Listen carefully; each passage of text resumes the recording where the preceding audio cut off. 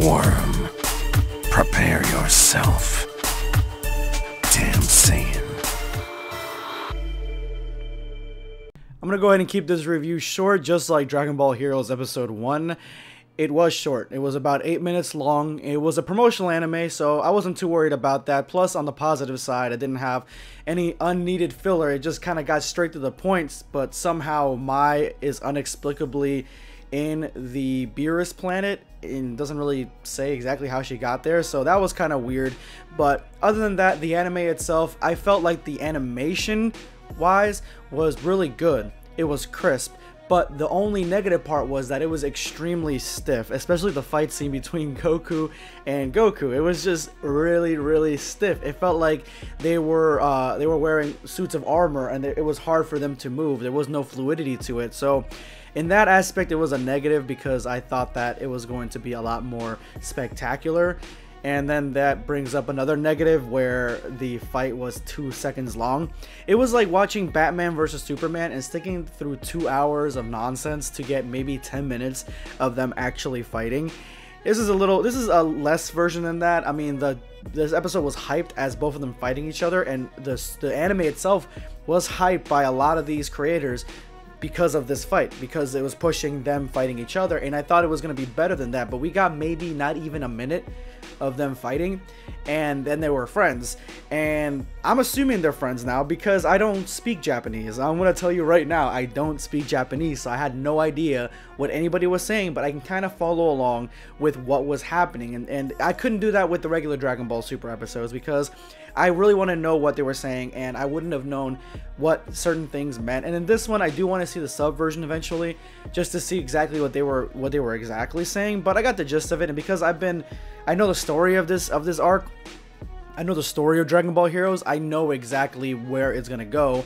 And I know that Fu kidnaps Trunks, he puts him on the prison planet, and they have to go and save him. They do that, and Xeno Goku comes in, and I would have loved to see the banter between them two, but we didn't really get to see that. Xeno Goku stole the show.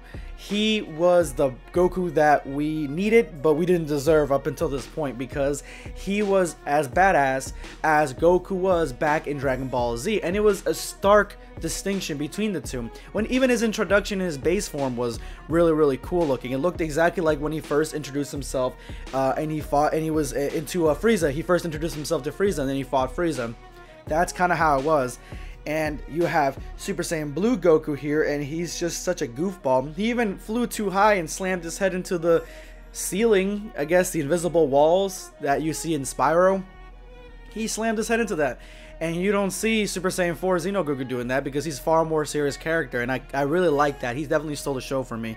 He had some of the best shots. He had some of his voice work was even completely different than regular Super Saiyan Blue Goku. So that was a plus. That was definitely that was awesome. I like that, and I love seeing Vegeta. Honestly, when we first got the first image of the Beerus planet, I felt nostalgic, and it only has been a couple months since Dragon Ball Super ended, but I felt nostalgia. When it came to anything else in the episode, we get to see Trunks kind of trapped on the prison planet for a little bit, and he seems like he has no idea what's going on. And then the doors just open. I guess the prison planet, the prison area isn't a cell. It's like a city. And then Cooler comes out of nowhere, and I'm sorry, but this is the greatest representation of Cooler that I've seen since ever, because he just looks so intimidating. He actually looks intimidating when he's coming up. The artwork on him is just fantastic. I can't wait to see Cooler in action. I can't wait to see Golden Cooler. Spoiler alert, but he's Golden Cooler. And the new Evil Saiyan, he was also at the very end, like at the, it was almost like an end credit scene kind of thing. He was right there. Fu was also pretty cool. That's the first time I've seen him in animation form and talking and stuff like that. He seemed like he was kind of a Loki. That's kind of the representation that I got from him. He seemed very Loki-ish, but at the same time, he was built enough, like he looked like he had hit the gym a little bit, where he can kind of handle himself in not a big fight, but a very small skirmish, I guess. But besides that, the episode itself, I mean, I don't know what you guys were expecting. It was a promotional anime. It is a promotional anime. It's going to have a couple episodes, and then it's going to be over.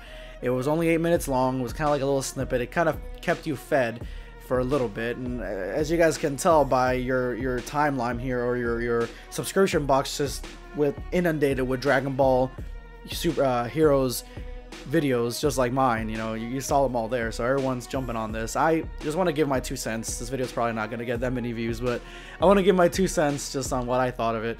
It was alright. It was nothing crazy. If I had to give it a score, I would probably give it a 7 out of 10. Nothing blew my mind away. Again, I like Xeno Goku a lot, but nothing blew my mind away. And again, the fight itself, if the fight was more prolonged, like it went throughout at least 4 minutes of this episode, at least 4 or 5 minutes, or you know, a good portion of the episode would have been the fight, and at the very end we would have caught that little bit of Trunks and Cooler and I think his name is Kamba. I don't forget what his name was. The new Saiyan.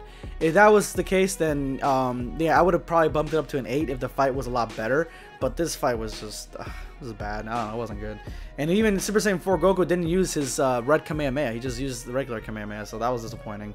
But besides that, guys, just let me know what you thought. I don't know. Let me know what you thought of this episode. Was it good? What was your favorite part, I guess, from this 8-minute short? If you like anything that I had to say, hit that subscribe button. I'm here every day, all week. This is Blackscape signing off.